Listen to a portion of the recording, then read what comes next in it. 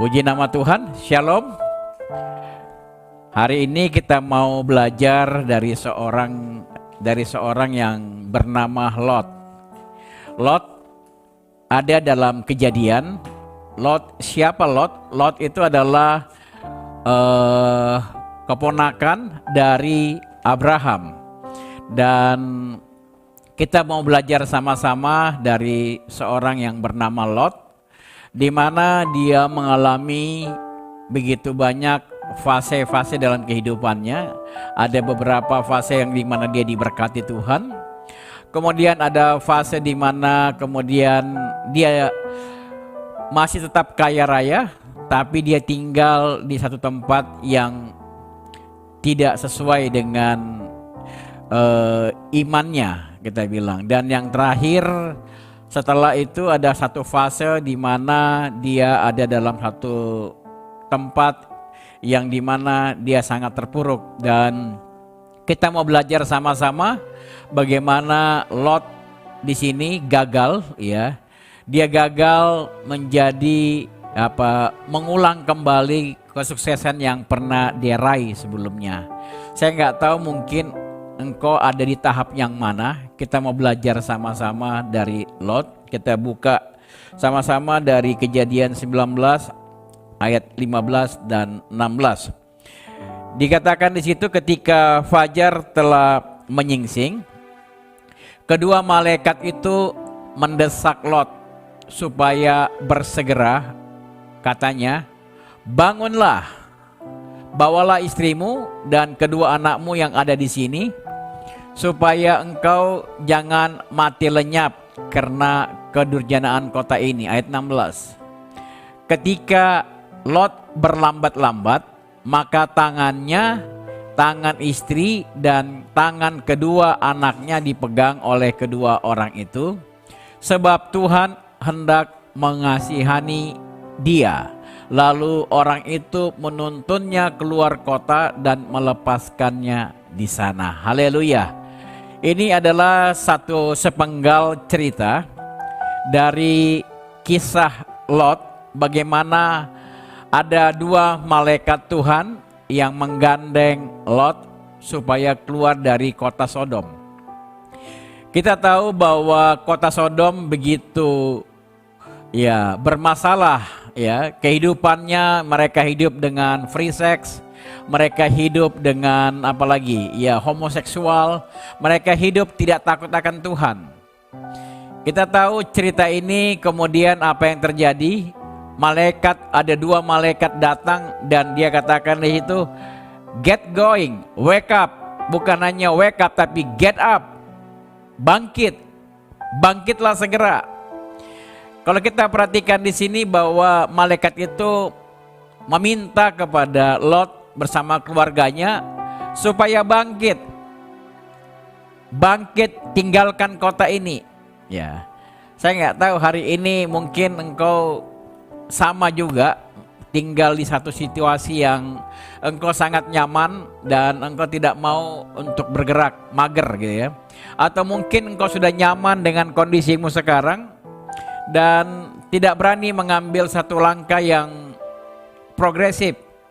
Makanya hari ini kita mau belajar siapa Lot, bagaimana dia bisa sukses, kemudian apa yang membuat dia gagal, dan terakhirnya kenapa membuat Lot tidak bisa start over. Bagaimana dia memulai suatu hal yang baru, di mana kalau kita tahu bahwa cerita Lot itu habis. Jadi cerita Lot itu setelah Kejadian 19 nggak ada lagi dibahas, kecuali di Perjanjian Lama. Diingatkan di Perjanjian Baru, diingatkan lagi. Tapi cerita mengenai Lot sangat tragis. Kita ingat ada satu masa di mana Lot ini adalah keponakan daripada Abraham. Ayahnya bernama Haran, dan ayahnya ini meninggal pada saat Lot masih kecil. Sehingga Abraham dan Sarah mengambil Lot mungkin sebagai anaknya. Dan kita tahu di mana pada saat itu bahwa Abraham diminta sama Tuhan untuk tinggalkan dia punya kampung halaman menuju tanah yang ditunjukkan kepada Tuhan. Dan pada saat itu Lot juga diajak, sehingga Lot banyak belajar mengenai Abraham. Abraham menjadi mentornya.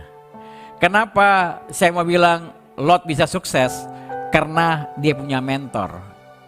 Kalau engkau mau sukses, engkau perlu mentor dalam hidupmu. Amin. Kalau engkau seorang pegawai, kalau engkau nggak punya mentor, engkau akan terseret-seret untuk bisa jadi pucuk pimpinan. Kalau engkau menjadi seorang pebisnis, engkau jungkir balik dulu, baru bisa berhasil. Kalau engkau seorang, saya nggak tahu, hamba Tuhan, kalau engkau nggak punya mentor, dengar baik. Makanya saya mau bilang engkau perlu mentor, cari mentor yang benar-benar sesuai dengan yang kau rencanakan dalam hidupmu. Dan kita belajar sama-sama bagaimana Lot. Lot ini dia hidup bersama dengan Abraham. Dia belajar bisnis dari Abraham. Dia belajar apa lagi? Bagaimana punya klien, bagaimana punya apa lagi? Ya, bagaimana proses, bagaimana teknikal. Semuanya diajarkan oleh Abraham.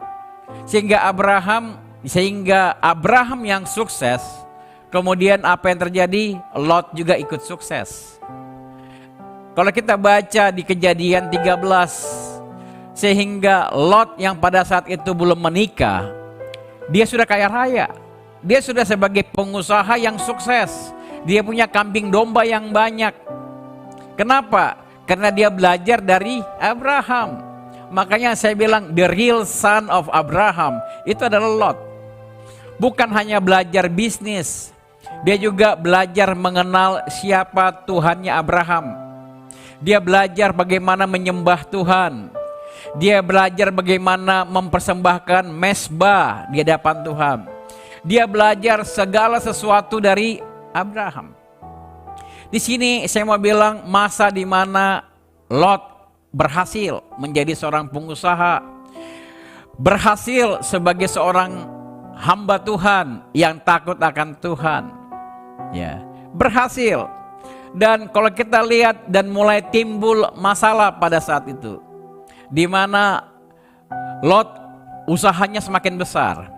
Kambing dombanya, untanya sudah banyak, emasnya banyak, pegawainya banyak.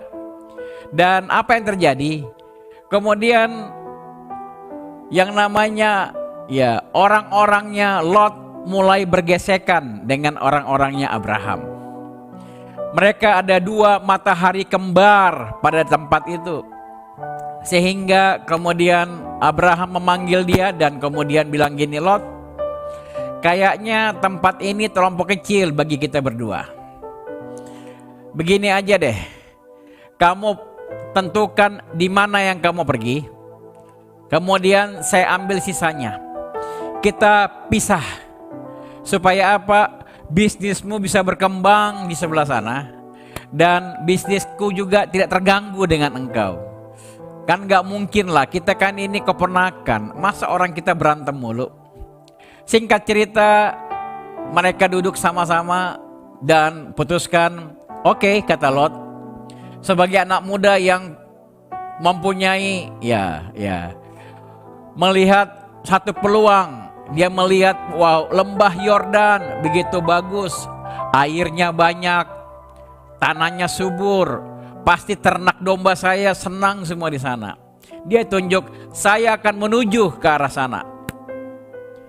Dan akhirnya Abraham katakan silahkan. Dan apa yang terjadi? Kemudian Lot mulai pindah dengan anak buahnya, dengan pegawainya, dengan semua harta bendanya. Mereka bawa semua ke lembah Yordan. Sedangkan coba perhatikan, Abraham tidak menentukan terlebih dahulu. Baca silakan di Kejadian 13. Bagaimana Abraham berdoa sama Tuhan. sebelum mengambil keputusan kemana dia mau bawa semua keluarganya, dia mau bawa dia punya ternaknya, kemana dia mau bawa semua pegawainya, dia berdoa sama Tuhan. Lot enggak, Lot menggunakan mata jasmaninya. Sebagai seorang pebisnis, dia bisa melihat bahwa itu tempat yang paling baik. Tapi Abraham menggunakan mata rohaninya. Apa yang terjadi? Akhirnya, singkat cerita, kita perhatikan, ini adalah satu fase di mana Lot secara materi diberkati Tuhan. Akhirnya dia mulai pindah ke satu lembah Yordan, di mana lembah itu dia masuk ke kota Sodom Gomora, ke kota Sodom. Di mana di tempat ini ya, kemudian Lot menikah dengan istrinya. Di Alkitab nggak ditulis nama istrinya. Tapi begitu saya cari, saya googling, saya cari semua buku-buku ya, itu namanya Edith ya. Istrinya Lot namanya Edith. Dan akhirnya Pak, Lot pindah ke kota Sodom, di mana di sana tentunya Edith ini bukan orang percaya Tuhan. Dan anak-anaknya, dia punya 2 anak perempuan, dan dua-duanya pun juga mungkin tidak percaya Tuhan. Kalau kita lihat sepintas, ini Lot masuk ke dalam satu fase kehidupan di mana secara ekonomi dia sangat diberkati Tuhan. Secara bisnisnya mantap. Ya. Kalau dilihat karirnya mungkin naik kalau dia pegawai ya. Tapi dia tinggal di satu kota yang benar-benar menjijikkan.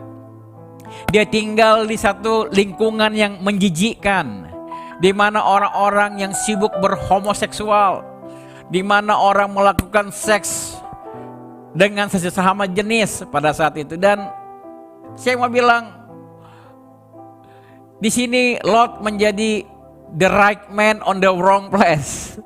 Kalau dia tadi sebelumnya the right man on the right place, bersama dengan Abraham, dia diberkati Tuhan, dia takut Tuhan, dia ada lingkungan yang benar. Tapi pada saat dia masuk ke kota Sodom, kota itu menjadi ya, secara bisnis, secara apa ya? Secara bisnis itu menarik, itu kota menghasilkan sesuatu. Kotanya menjadi kota yang luar biasa secara bisnis. Tapi masalahnya sekarang, dia tidak ada damai sejahtera di tempat itu. Hatinya masih beriman kepada Tuhan, tapi istrinya bukan orang yang beriman. Anak-anaknya apalagi. Di sana mungkin gak ada gereja, gak ada tempat untuk beribadah kepada Tuhan. Dia kehilangan mentornya. Ya. Dia kehilangan mentornya. Jadi saya mau bilang, Lot hidup tersiksa di tengah-tengah bangsa yang tidak bermoral. Ada culture shock pada saat itu. Dia melihat, dia takut Tuhan, tapi tidak bisa lakukan apa-apa. Ya. Dan sebenarnya saya mau bilang pada saat itu bahwa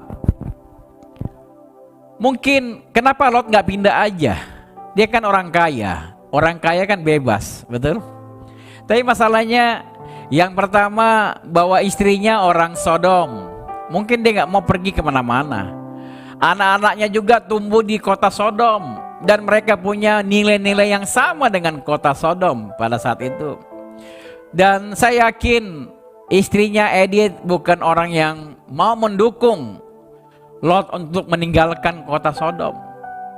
Dan akhirnya apa yang terjadi?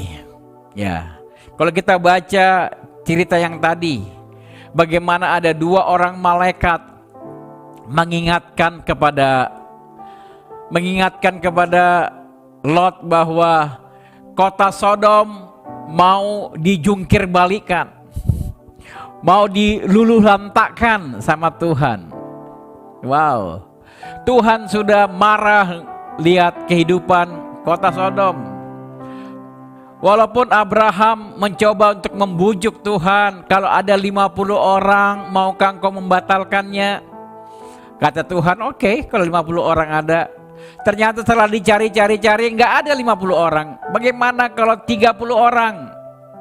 Tuhan bilang nggak apa-apa kalau ada 30 orang yang benar di kota Sodom, saya cancel, nggak jadi, saya hancurkan tuh kota Sodom. Bahkan apa yang dikatakan di situ? Kalau ada 10 orang, kata Abraham, dia coba membujuk hati Tuhan supaya Tuhan tidak marah dan meluluh lantakkan kota Sodom. Karena Abraham tahu ada keponakannya tinggal di kota Sodom. Akhirnya Tuhan berbicara kepada Abraham dan dia katakan apa? Sekalipun ada 10 orang, saya cancel, tidak akan hancurkan. Tapi ternyata 10 orang pun gak ada. Mungkin yang benar cuma satu-satunya orang, yaitu Lot aja yang benar di kota Sodom. Gak ada 10 orang. Makanya Tuhan perintahkan ada 2 malaikat, 2 orang malaikat untuk datang mengunjungi kota Sodom, berjumpa dengan yang bernama Lot. Dan akhirnya ya kita lihat bagaimana 2 orang ini tamunya dilihat sama orang-orang kota Sodom. Mereka tahu tamu itu bermalam menginap di rumahnya Lot. Apa yang terjadi? Orang-orang kota Sodom masuk ke rumahnya Lot dan dibilang, mana itu laki-laki? Kami mau pakai. Kacau banget ini orang. Jadi kalau ada tamu mereka mau pakai.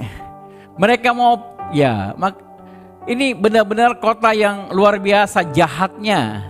Tuhan tidak suka kota ini. Tuhan tidak suka lihat kota Sodom ini.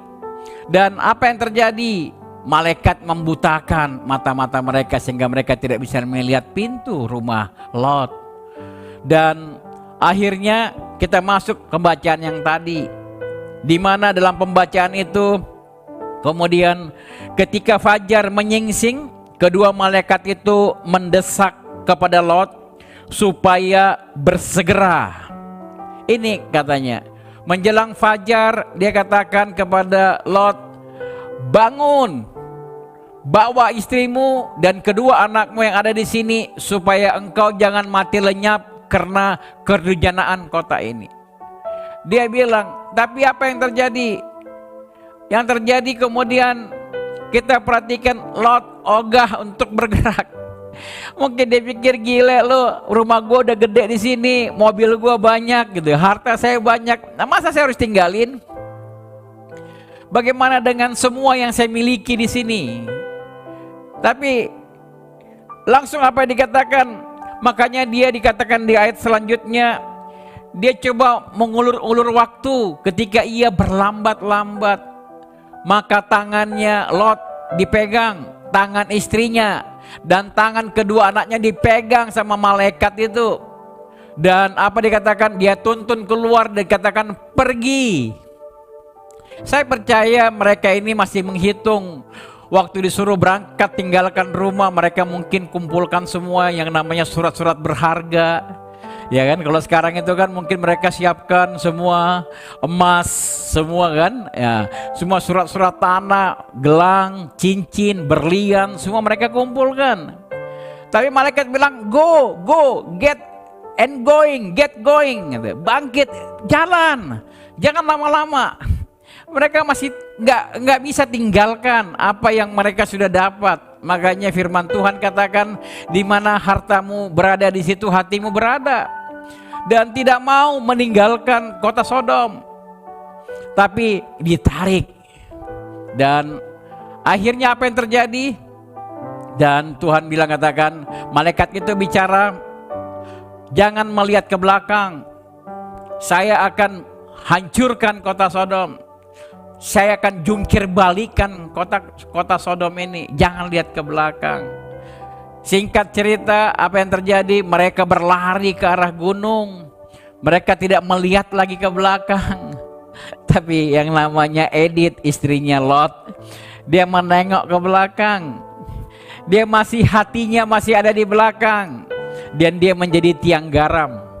Kita tahu dia menjadi tiang garam. Ya, memang wanita kelihatannya sulit berpisah dengan hartanya. Dan ini yang terjadi, bahwa kemudian Lot pergi masuk dalam satu fase yang berikutnya. Jadi fase yang pertama di mana dia diberkati Tuhan dan dia tinggal bersama dengan Abraham. Fase kedua di mana dia secara ekonomi diberkati Tuhan, tetapi dia tinggal di kota yang menjijikkan, di mana nggak ada damai sejahtera. Dan yang ketiga, dia masuk ke dalam satu fase setelah semua hartanya habis, semua bisnisnya habis. Dia hanya berlari ke atas gunung tinggal bersama dua putrinya. Ini masuk ke dalam satu fase hidup Lot yang ketiga, di mana dalam fase ini Lot kemudian dikatakan apa? Depresi. Di masa ini Lot yang tadinya luar biasa diberkati Tuhan, dia punya ilmu, pengetahuan tentang bisnis, dia punya ilmu, dia juga tahu, dia kenal siapa Tuhan. Tapi dia masuk dalam satu fase di mana kita lihat di mana dia melupakan Tuhan. Dia lupakan Tuhan. Dia mulai kecewa dalam hidupnya. Dulu waktu saya muda saya berjaya. Dulu waktu saya muda saya takut dalam Tuhan dan Tuhan berkati hidup saya luar biasa. Tapi sekarang setelah saya mulai tua, kemana Tuhan? Kenapa Tuhan tinggalkan saya? Kenapa Tuhan tidak memberkati saya?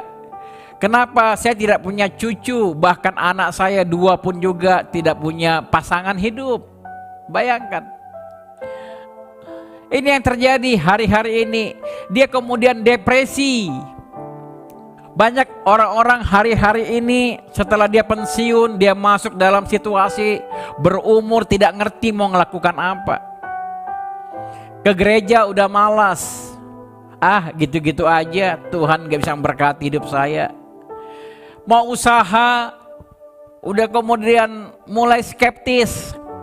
Mulai katakan, apa gunanya saya usaha. Dia masuk dalam satu situasi yang depresi, ya, dan tidak bisa melakukan apa-apa, dan mulai kembali mabuk, minum, mabuk. Itu aja kerjanya Lot. Dan kita tahu semua ceritanya di fase di mana seorang yang bernama Lot gagal untuk start over, gagal untuk memulai. Pada saat dia mulai terpuruk, dia cuman katakan, dulu saya hebat, dulu saya hamba Tuhan, dulu saya diberkati Tuhan. Dan kita melihat banyak orang-orang hari-hari ini sama seperti memasuki fase yang ketiga, di mana mulai kecewa. Dia kecewa sama Tuhan, dia kecewa sama keluarganya, dia kecewa. Dan apa yang terjadi? Kemudian anaknya membuat bapaknya kemudian mabuk, dan kedua anak perempuannya kemudian hamil oleh karena ayah kandungnya. Kita tahu kedua anak perempuan Lot ini melahirkan anak yang kemudian menjadi bangsa Moab, dan satunya lagi adalah menjadi Bani Amon. Dua-duanya menjadi satu bangsa yang tidak takut akan Tuhan. Dan akhir daripada cerita, nama Lot dicoret. Nama Lot dicoret. Karena apa yang dia lakukan tidak berkenan di hadapan Tuhan. Apa yang dia lakukan, dari apa yang terjadi kepada orang-orang yang depresi, tidak melihat jalan keluar dalam setiap persoalannya. Tapi dengar baik hari ini, saya mau ingatkan lagi, saya tidak tahu engkau ada di fase apa pada hari ini. Apakah mungkin engkau memasuki satu fase di mana engkau diberkati luar biasa, anak muda yang berhasil, anak muda yang takut Tuhan, tapi hati-hati engkau memilih pasangan hidup. Yang kedua, engkau juga pada saat engkau mungkin masuk dalam fase yang begitu diberkati Tuhan, hati-hati pada saat engkau memilih. Apapun yang kau pilih, tanya sama Tuhan. Jangan andalkan mata jasmanimu, jangan andalkan kepintaran kecerdasanmu. Berdoa sama Tuhan, apa yang harus saya lakukan? Mungkin hari ini engkau membuka usaha yang baru, engkau mau membuka mau tinggalkan pekerjaanmu, dan mungkin engkau melihat ada satu peluang bisnis yang bagus. Tapi dengar baik, tanya sama Tuhan. Ya. Yang ketiga, mungkin saya nggak tahu fase apa yang kau hadapi hari-hari ini. Mungkin kau masuk dalam satu fase di mana engkau diberkati secara ekonomi, tapi hidupmu nggak ada damai sejahtera. Bangun, bangkit, cari Tuhan. Jangan tinggalkan, jangan kau hanya tinggal dalam zona hanya mengeluh. Tuhan mau hari ini engkau bangkit. Engkau tidak bilang, katakan dulu saya hamba Tuhan, dulu saya melayani Tuhan, itu dulu. Tuhan mau hari ini pun juga engkau tetap melayani Tuhan. Atau mungkin engkau sekarang masuk dalam satu fase di mana hidupmu kelihatannya terpuruk. Mungkin hidupmu hari-hari ini engkau tidak melihat jalan keluar dari setiap masalahmu. Mungkin engkau masuk, engkau umurmu sudah tua, udah pensiun, gak tahu mau ngelakuin apa. Mungkin hari-hari ini engkau punya tabungan kemudian habis, dan engkau mulai bingung mau ngerjain apa, bagaimana. Saya dengar baik, saya bilang hari ini, walaupun engkau sudah berusia, dengar baik, kalau Tuhan yang dulu pernah memberkati engkau, Dia Tuhan yang sama akan memberkati engkau juga. Makanya hari ini kita mau datang kepada Tuhan. Saya tidak tahu apa menjadi fasemu dalam kehidupanmu hari-hari ini. Mungkin engkau sedang depresi hari-hari ini, tidak melihat tangan Tuhan bekerja dalam hidupmu. Tapi dengar baik, engkau punya Tuhan yang masih mampu memberkati hidupmu. Dia masih mampu membuka tingkap-tingkap langitnya. Bahkan bisnis yang baru Tuhan bisa berikan di tanganmu. Tetap andalkan Dia, karena kita punya Tuhan yang sanggup. Amin. Haleluya. Saya undang pemain musik kita masuk ke dalam. Kita mau angkat satu pujian bahwa Dia adalah Tuhan yang sanggup. Dia Tuhan yang sanggup memberkati engkau. Mungkin hari ini engkau masuk dalam satu fase yang begitu berat dan engkau depresi. Kita dengar beberapa hari yang lalu, ya, berapa waktu yang lalu ada seorang mantan artis, di mana dia hidup depresi selama 7 tahun. Dia hanya tinggal tidur. Dia tinggal tidur selama 7 tahun tidak melakukan apa-apa. Dan saya mau bilang hari ini bahwa engkau punya Tuhan yang sanggup. Engkau punya Tuhan yang mampu memberkati hidupmu. Dia mampu memberkati hidupmu. Makanya hari ini mari datang kepada Dia. Apapun keadaanmu hari ini, Dia sanggup pulihkan hidupmu.